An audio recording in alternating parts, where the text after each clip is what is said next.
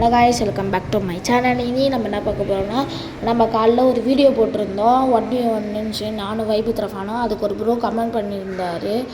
அவர் யூஏடி கொடுத்துருந்தாரு. அவர் என்ன கமெண்ட் பண்ணியிருக்காரு பாருங்கள், அடுத்த கிளிப்பு வரும். காய்ஸ், அவங்க பண்ண கமெண்ட் பாருங்கள். ப்ரோ மை யூஏடி கொடுத்துட்டு 1v1 வாடா பாட்டு தம்பி அப்படின்ட்டுருக்காரு. இதுக்குன்னு நம்ம அவரை அடிச்சுட்டு அவருக்கே ரிப்ளை பண்ணுறோம். கைஸ் வாங்க காய்ஸ், இப்போ நம்ம இங்கே க்ளால் போட்டிருப்போம்.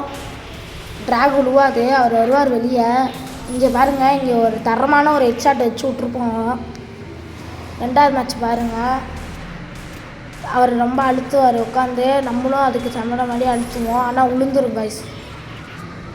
மூணாவது ரவுண்டு பார்ப்போம். இங்கே நம்ம டெசர்ட்டில் அடிக்கலான்னு தான் பிளான் போட்டிருப்பேன், ஆனால் ட்ராக் விழுவாது. அதுக்கப்புறம் உளுந்துரும் காய்ஸ். நாலாவது மேட்ச்சு இங்கே ஜோன் பிடிக்க போவேன். அவர் வருவார், டக்குன்னு ரீலோட் பண்ணும்போது இங்கே ஒரு ஒன் டாப் வந்துடும் காய்ஸ். இங்கே பாருங்கள், இங்கே அவர் வர்றது க்ளோவல் போடாமல் ஓப்பன் வந்துப்பார். சும்மா எந்திரிச்சு ட்ராக் வைப்பேன், ஒரு ஒன் டாப் தரமான ஒன் டாப் வந்துடும் காய்ஸ். அடுத்து பாருங்கள், இங்கே அவர் நம்மளுக்கு டேமேஜ் கொடுக்க பார்ப்பார், ஆனால் இங்கே நம்மளுக்கு ஒரு பக் ஷாட் வந்துடும். அங்கே பாருங்கள், நம்ம ட்ராக் வச்சது வேறு, உழுவுறது வேறையாக இருக்கும். அதுக்கப்புறம் நம்மளை ஒரு மேட்ச் அடிச்சிருவார். அதுக்கப்புறம் சுற்றி ஏறுவார்.